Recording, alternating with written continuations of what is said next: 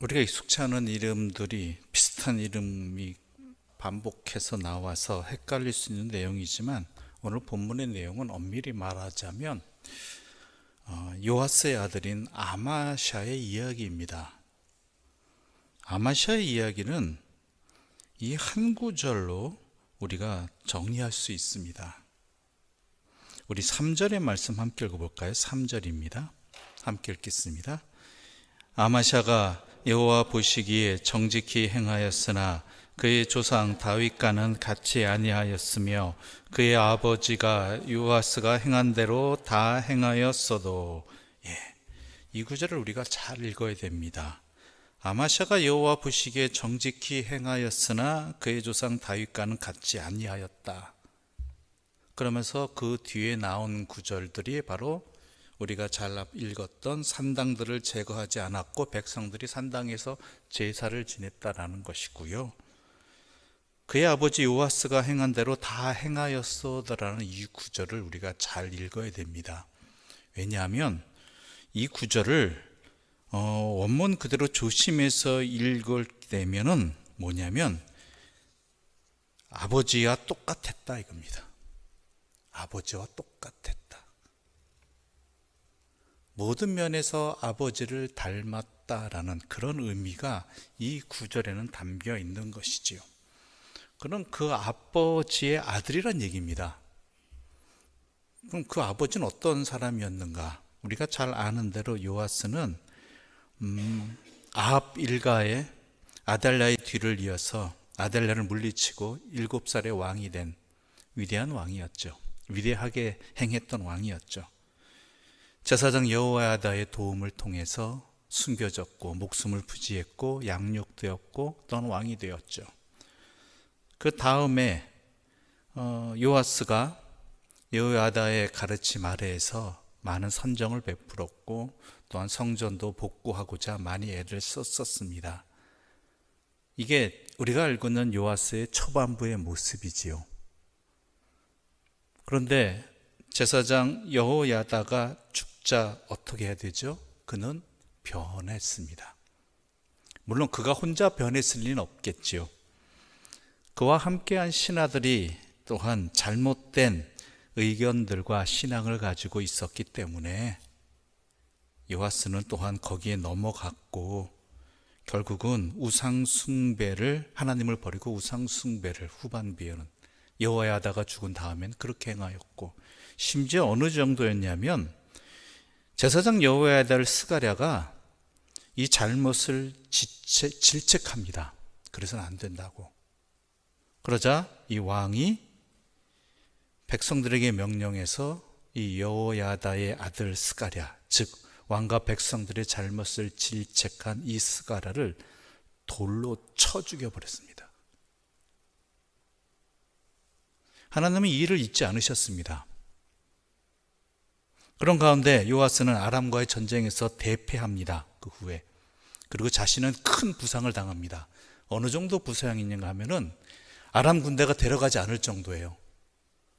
워낙 큰 부상을 당해서 원래 왕을 포로로 끌고 가거든요.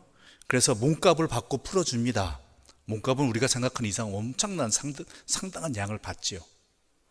그러니까 전쟁에서 한 나라의 장군이나 귀족이나 왕을 잡았다라는 것은 엄청난 재산적 이득을 얻는 것이죠. 근데 그 재산적 이득을 포기할 정도로 이 요아스가 심각한 부상을 당했다라는 것이죠. 그런데 요아스는 이 큰 부상으로 인해 죽지 않습니다. 도리어 요아스의 신하들이, 도리어 자신의 신하들이 이 요아스를 침상에서 쳐 죽여버리는 것으로 요아스의 최후는 그렇게 기록되어 있습니다. 역대기에 의하면 이것은 하나님께서 요아스가 스가랴에게 행한 일에 대한 심판이다라고 분명히 말씀하고 계시지요. 아버지가 그러했습니다. 그럼 아들이 그 아버지를 닮았다라는 얘기는 너무나도 모든 면에서 닮았다라는 이야기는 아버지의 좋았던 초반부의 모습을 닮았을 뿐만 아니라 어떻게 해요? 후반부에 아버지의 타락한 모습, 하나님 앞에 범죄한 모습까지도 너무나 똑같이 닮았고 우리가 성경 읽어봐서 오늘 읽어봐서 아시겠죠? 그 최후도 같았다라는 의미인 것입니다.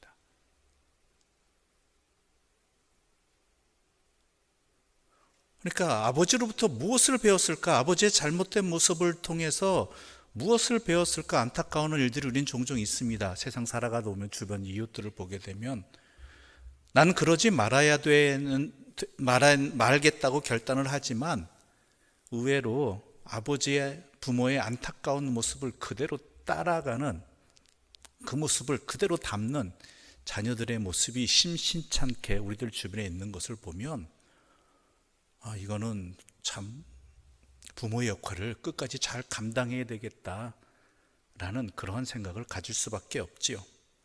아무튼간 아람과의 전쟁에서 크게 패한 데다가 갑작스럽게 요아스 왕이 죽음으로써 이 남유다는 엄청 혼란스러워졌습니다. 단순히 전쟁에 진 것만이 문제가 아닙니다. 이 전쟁에 진 것으로 인해서 국력이 엄청나게 소외해졌고, 게다가 나라를 다스리던 왕이 신하들에 의해서 살해를 당했다라는 것은 남유다는 이제 바람 앞에 촛불 같은 상황이 되었다라는 것이죠. 이제 이 남유다의 왕국이 끝나도 그 누구도 이상하게 생각하지 않을 정도가 되었다라는 것이죠. 이런 시기에 요아스의 아들 아마샤가 왕이 됩니다. 자, 왕이 되었다라면 이제 어떻게 될까? 이 혼란스러운 상황을, 이 위기를 극복해야 되지 않겠습니까? 그런데 오늘 본문은 이 내용을 기록하고 있습니다. 5절과 6절의 말씀 우리 함께 읽어볼까요? 5절과 6절입니다. 함께 읽겠습니다. 나라가 그의 손에 굳게 섬에 그의 부왕을 죽인 신복들을 죽였으나 왕을 죽인 자의 자녀들은 죽이지 아니하였으니 이는 모세의 율법책에 기록된 대로 함이라. 곧 여호와께서 명령하여 이르시기를 자녀로 말미암아 아버지를 죽이지 말 것이요 아버지로 말미암아 자녀를 죽이지 말 것이라. 오직 사람마다 자기의 죄로 말미암아 죽을 것이니라 하셨더라. 아멘. 다른 이야기 없습니다. 아마샤가 왕이 되어서 먼저 나타난 일은 뭐예요? 아버지를 죽인 신복들을 잡아다가 죽였다라는 것입니다. 이건 당연히 첫 번째로 해야 될 일이겠죠. 그런데 그 다음 6절의 내용이 뭡니까? 왕을 죽인 자의 자녀들은 죽이지 아니하였다. 왜냐? 모세 율법 책에 기록된 대로 함이다 라는 것이죠. 당시로서는 우리도 알다시피 우리 조선시대만 해도 모반에 행한 경우에는 3대 구족을 멸하는 게 보통이었습니다. 무슨 얘기인지 아시겠죠? 우리 아버지, 아래 자녀, 또한 일가 친척들까지 모두 죽여버리는 것이 당연한 일이었고, 이거는 우리나라뿐만 아니라 이 당시에 중군동 국가는 너무나 당연한 일들이었죠. 어떻게 왕을 죽인 사람들을 그냥 자신의 목숨값으로 대치할 수 있겠느냐라는 것입니다. 그건 너무나 당연한 일이었습니다. 그래지 또한 왕을 반대하는 세력들이 더 이상 존재하지 않을 수 있다라는 것이죠.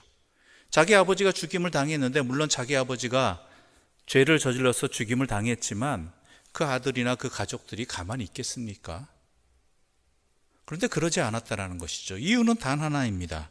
신명기 24장 16절에 기록된 대로 모세의 율법 책에 기록된 대로 행하였다라는 것이죠.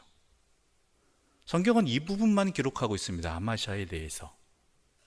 그런데 7절에 뭐라고 되어 있냐면은 7절에 함께 읽어볼까요? 함께 읽어보겠습니다. 7절입니다.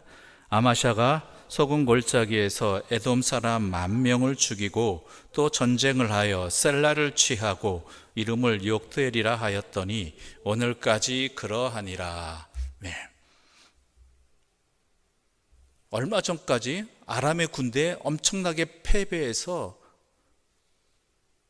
자기의 부왕까지 목숨을 잃을 정도의 상처를 입었고 부상을 당했고, 또한 그 전쟁에 대한 폐허로 인해서, 피해로 인해서 많은 어려움을 겪고 있던 나라가 갑자기 에돔 사람 10,000명을 죽이고 전쟁을 해서 셀라를 취하고 이름을 욕되리라 하였다라고 엄청난 승리의 모습을 보여주고 있습니다.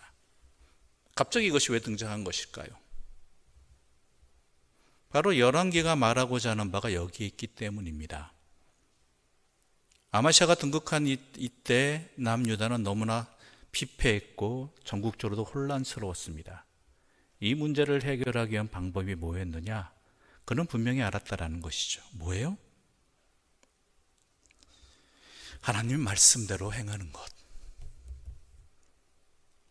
하나님 말씀대로 행하는 것. 그거 하나밖에 한 거 없습니다. 그 대표적인 모습이 뭐예요? 자기의 부왕을 죽인 신복들을 처형하였는데 하나님 말씀대로 그 자녀들은 죽이지 않았다. 이유는 하나, 하나님 말씀이 그러하기 때문이다라는 것이죠. 그 다음에 나타난 것이 뭐예요? 에돔과의 전쟁에서 승리할 만큼, 땅을 차지한 만큼 남유다가 회복되었다라고 말하고 있는 것입니다. 즉 뭐겠습니까? 회복시키신 분은 누구셔요? 하나님이시다라는 거예요. 무엇을 통해서? 무엇 때문에? 아마샤가 하나님 말씀대로 살아가고자, 통치하고자 했기 때문에, 그 모습을 보였기 때문이라는 것이죠. 다른 기록은 없습니다. 그가 군대를 어떻게 양성하였다? 또한 피해를 입은 국민들을 어떻게, 전쟁에 패배감에 젖은 국민들을 어떻게 부흥시켰다? 이런 것 없습니다. 하나님 말씀대로 살고자 하여 행하였다라는 것 하나뿐이죠. 바로 우리는 이 부분을 놓쳐서는 안 된다라는 것입니다. 부흥을 영어로 리바이벌이라고 얘기합니다. 리바이벌. 우리가 알고 있는 부흥은 무엇입니까? 우리는 부흥을 꿈꾸잖아요. 부흥은 말 그대로 리바이벌, 다시 산다는 것입니다. 다시 산다. 죽은 영혼이 다시 살 수 있는 방법은 하나밖에 없습니다. 살릴 수 있는 능력은 오직 하나입니다. 하나님 말씀 하나밖에 없습니다. 우리가 이것을 분명히 알아야 된다는 것이죠.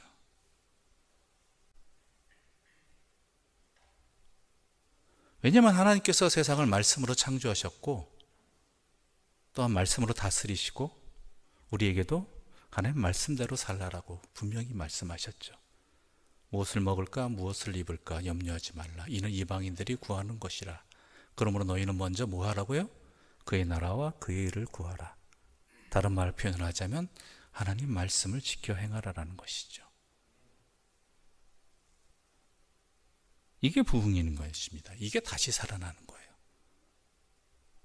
그러면 내가 부흥을 원한다? 단 하나예요. 방법은 하나예요. 세상은 어떤 이야기를 할지 모르겠지만 하나님 말씀으로 돌아가는 것이고 하나님 말씀대로 살아가는 거예요. 그것밖에 없습니다. 성경이 말하는 거고 오늘 열왕기가 말하고 있는 건 그것밖에 없어요. 다른 어떤 거 기록되어 있습니까? 군대를 어떻게 키워야 된다? 경제를 어떻게 회복시켜야 된다? 물론 그런 좋은 지혜들이 있겠죠. 그러나 성경이 말하는 것은 하나입니다. 하나님 말씀 앞에 서야 되고 말씀대로 행해야 되고 말씀으로 거듭나야 된다는 것. 분명히 오늘 본문에서는 그것만 말하고 있습니다. 다른 어떤 것 기록이 없습니다.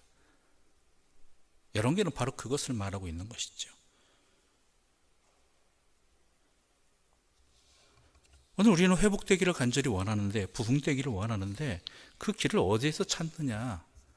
무엇을 구하고 있는, 정작 해야 될 것은 하지 아니하고 엉뚱한 데서 찾고 있고 엉뚱한 방법을 추구하고 있지 않느냐라고 성경은 우리에게 물어보고 있는 것입니다.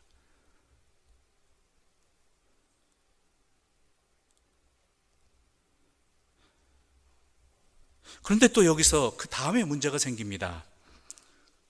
아까도 말씀드렸지만 이렇게 잘 회복되기 시작했던 이때가 우리 속된 말로 이런 말하지. 은혜 받았을 때 조심해야 된다고. 은혜 받았을 때 진짜 조심해야 된다고. 그런데요, 7절에 우리가 잘 알고 있다시피 에돔의 군대를 물리치고 전쟁을 해서 땅을 취하고 했는 이 상황서부터 아마샤가 달라집니다. 달라져요. 엉뚱하게 변합니다.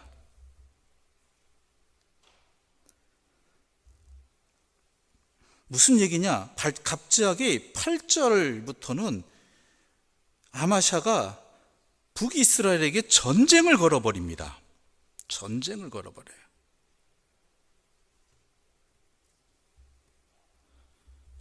그런데요, 그 다음에 내용들이 요 앞서 담겨진 내용들 외에 또 다른 기록들이 뭐가 있느냐 하면은 역대하 25장, 이 같은 사건이 역대하 25장 14절과 16절에 요때 어떤 일이 있었는지가 기록되어 있습니다. 우리 좀 함께 볼까요? 함께 읽어보겠습니다. 아마샤가 에돔 사람들을 죽이고 돌아올 때 세일 자손의 신들을 가져와서 자기의 신으로 세우고 그것들 앞에 경배하며 분향한지라. 그러므로 여호와께서 아마샤에게 진노하사 한 선지자를 그에게 보내시니 그가 이르되 저 백성의 신들이 그들의 백성을 왕의 손에서 능히 구원하지 못하였거늘 왕은 어찌하여 그 신들에게 구하나이까 하며, 선지자가 아직 그에게 말할 때 왕이 그에게 이르되 우리가 너를 왕의 모사로 삼았느냐 그치라 어찌하여 맞으려 하느냐 하니, 선지자가 그치며 이르되 왕이 이 일을 행하고 나의 경고를 듣지 아니하니 하나님이 왕을 멸하시기로 작정하신 줄 아노라 하였더라. 갑자기 장면이 변화되죠. 분명히 앞서 우리가 나눴지만 하나님 말씀대로 행하여서 하나님께서 에돔과의 전쟁에서 승리하게 해주시고 땅을 차지하게 해주셨다고 그랬어요. 그런데 아마샤가 그 전쟁을 마치고 돌아올 때에 세일 자손의 신들을 가져와서 자기의 신으로 세우고 그것들 앞에 경배하며 분향했다라고 역대하 25장 14절부터 16절에 이렇게 기록되어 있습니다.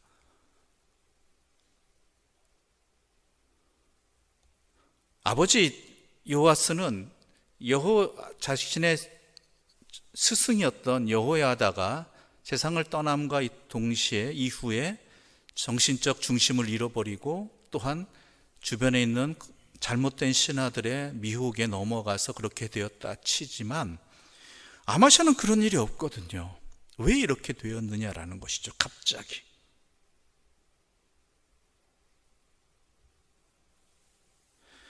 이에 대해서는 이렇게 해석이 가능합니다.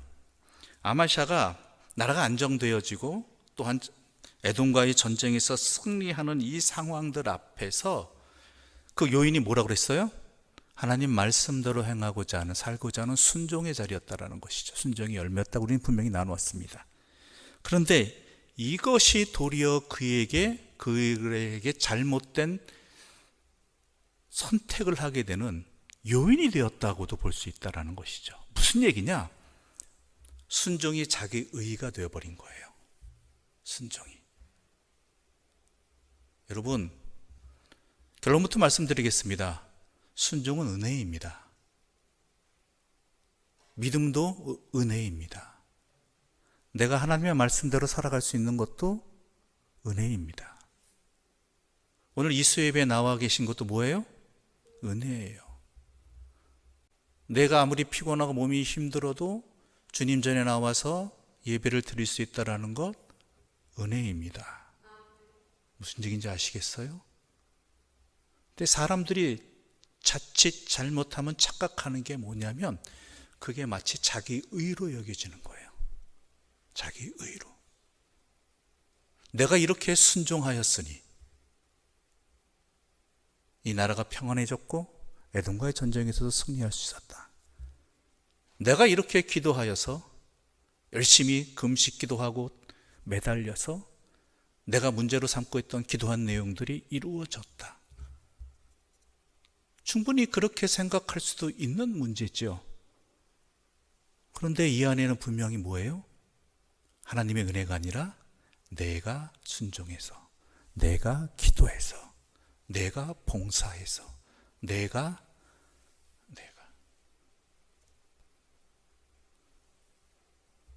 이건 신앙인이, 특히 열심 있는 신앙인이 빠지기 쉬운 유혹입니다. 타락입니다.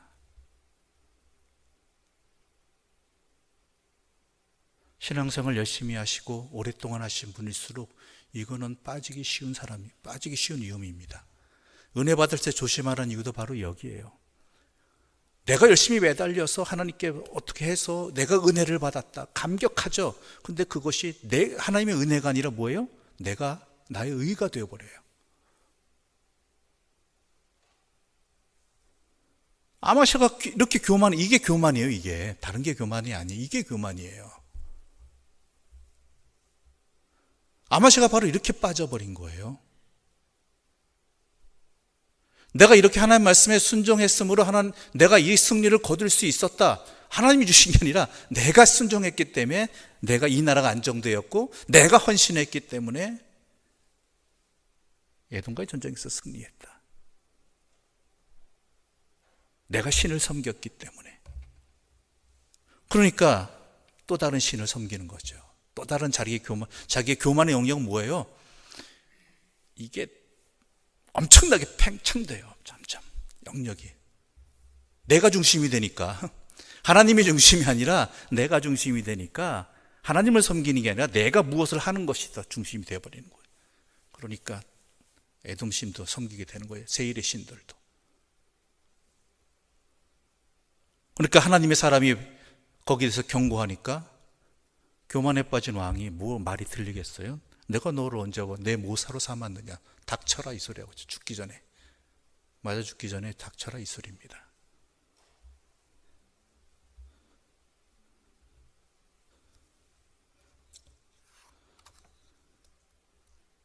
그런 다음에 나타난 결국은 이게 우상 숭배로 빠지는 거예요. 하나님의 이름을 내세우지만 결국 자기가 우상이 되어버리는 거예요. 내가 행한 것이, 내가 알고 있는 것, 내가 섬기는 것이. 결국 이루신 분은 하나님이심에도 불구하고.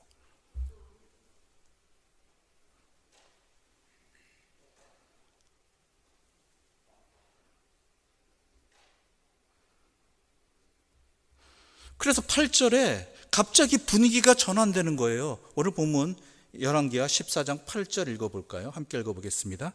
아마샤가 예후의 손자 여호아스의 아들 이스라엘의 왕 여호아스에게 사자를 보내 이르되 오라 우리가 서로 대면하자 한지라. 네.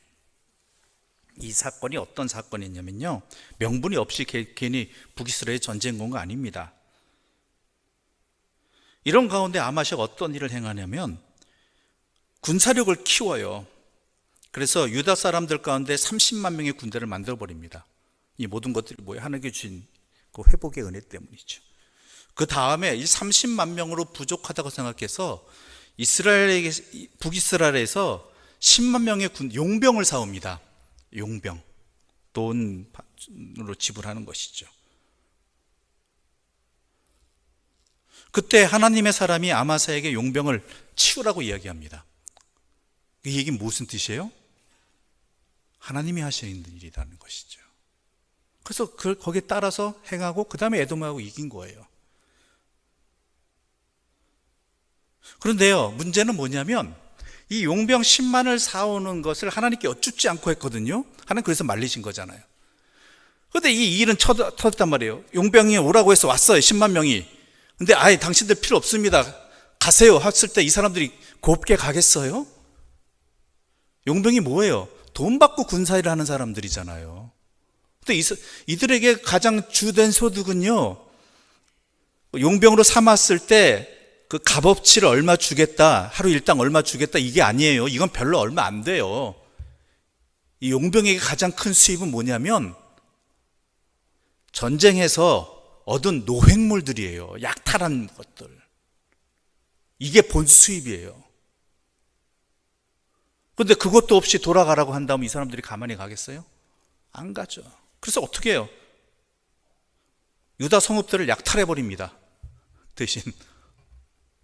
그러니까 이것 때문에 전쟁이 일어나는 거예요. 이것 때문에 북이스라엘에다가 책임을 묻는 거예요. 아니, 자기가 용병으로 불러들여 놓고 돌아가라고 해놓고 그 사람들이 화가 나서 유다의 성읍들을 약탈했다고 해서 북이스라엘에 책임을 묻고 있는 것이죠.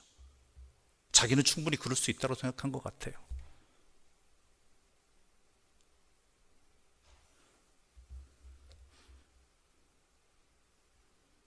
10절 함께 읽어볼까요? 10절입니다. 함께 읽어보겠습니다. 내가 에돔을 쳐서 파하였으므로 마음이 교만하였으니 스스로 영광을 삼아 왕궁에나 내 집으로 돌아가라. 어찌하여 화를 자처하여 너와 유다가 함께 망하고자 하느냐. 내가 에돔을 쳐서 파하였으므로 내가 교만해졌다 이거예요. 그 얘기는 뭐예요? 그가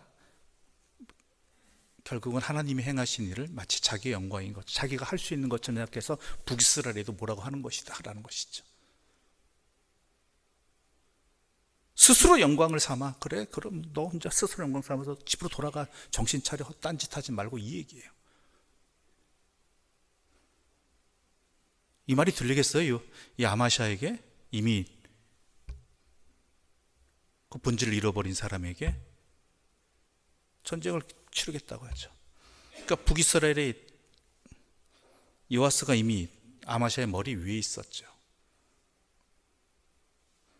그래서 교묘하게 그의 아마샤의 마음을 비유를 통해서 흔들어 놉니다.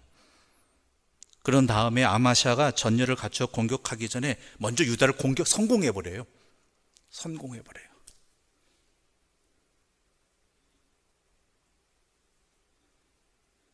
11절과 12절 함께 읽어볼까요? 11절과 12절입니다.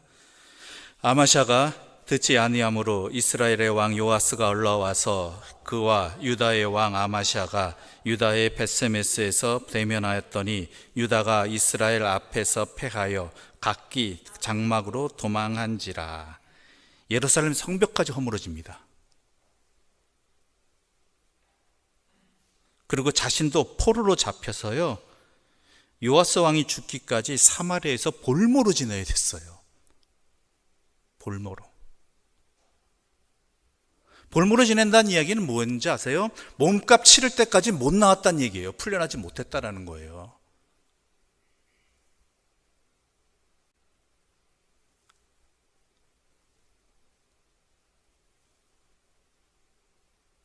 그가 29년 동안 남유다의 왕이 되었습니다. 그런데 14년 동안은 부국 나라가 안정되었어요. 부국 강병이 되었지만 나머지 15년은 그저 생존만 했다고 되어 있어요. 생존만 했다. 17절 함께 읽어보겠습니다. 17절입니다. 이스라엘의 왕 여호아스의 아들 요아스가 죽은 후에도 유다의 왕 요아스의 아들 아마샤가 15년간을 생존하였더라. 생존만 했다라는 거예요. 완전히 권위를 잃어버린 거예요. 그뿐만이 아니죠. 그가 그렇게 권위를 잃어버리니까 신하들이 아버지 요아스에게 행한 것처럼 어떻게 돼요? 아버지의 뒤를 이었다 그랬죠. 똑같이 행했다고. 똑같은 운명을 겪게 됩니다. 19절 함께 읽어보겠습니다. 19절입니다. 예루살렘에서 우리를 반역한 고로 그가 라기스로 도망하였더니 반역한 무리가 사람을 라기스로 따라 보내 그를 거기서 죽이게 하고. 아버지랑 똑같죠. 최후까지.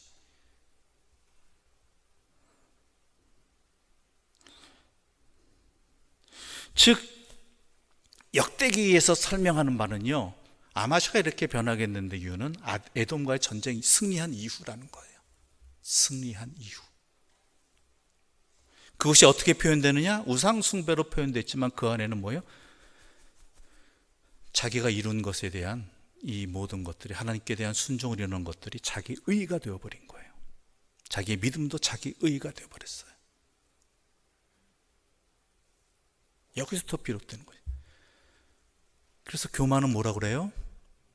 패망의 지름길이라고 그러잖아요. 선봉인지 지름길인지. 교만이 단순히 뻗어덩거리는 게 아니에요. 하나님과 자기를 구별 못하는 거예요. 자기가 중심이 되는 거예요. 은혜를 알지 못하는 거예요.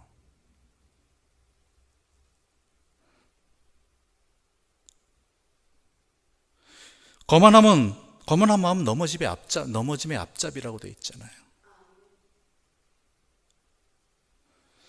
여러분, 오늘 이 이야기를 통해서 얘기를 정리하자면 두 가지를 기억해야 됩니다. 우리의 진정한 부흥은 말씀으로 돌아가는 것입니다. 그래서 종교개혁자들도 다른 거 안 했어요. 말씀으로 돌아가자예요. 왜 성경을 각 나라 말로 번역했고 말씀을 전하는 주역했겠습니까?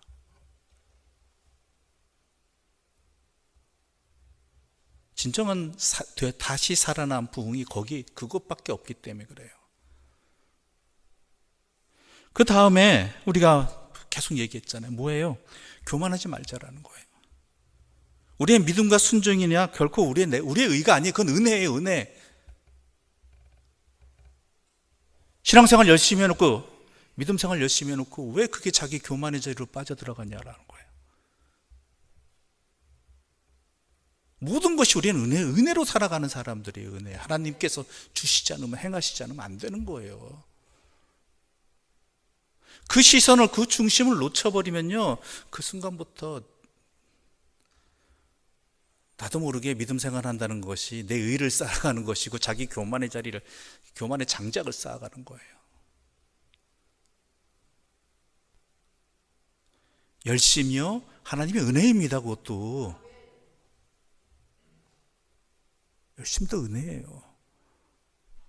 그게 왜 내 교만의 자리로 이어지고 내 의로 이어지고 누군가를 탓하고 판단하는 자리로 서느냐 이것이죠.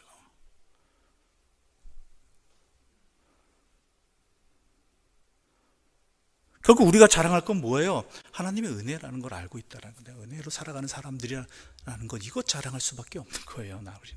나는 은혜로 살아갈 수밖에 없는 사람이다. 그 하나님의 은혜가 오늘 나에게도 계속 임하고 있기 때문에 내가 지금 믿음 생활할 수 있는 거고 순종할 수 있는 것이고 말씀이 들리는 것이고 또한 봉사도 하는 거고 열심히도 살아갈 수 있는 것, 예배 드릴 수 있고 기도할 수 있다라는 것, 이걸 잊지 말라는 거예요.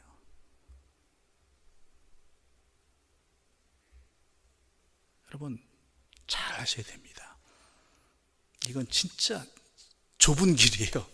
자칫 잘못하면 좁은 길이라는 게 삐끗 어긋나면요 낭떠러지로 떨어지는 거잖아요. 이 자리에 함께 계시는 분들 열심히 있는 분들 있잖아요.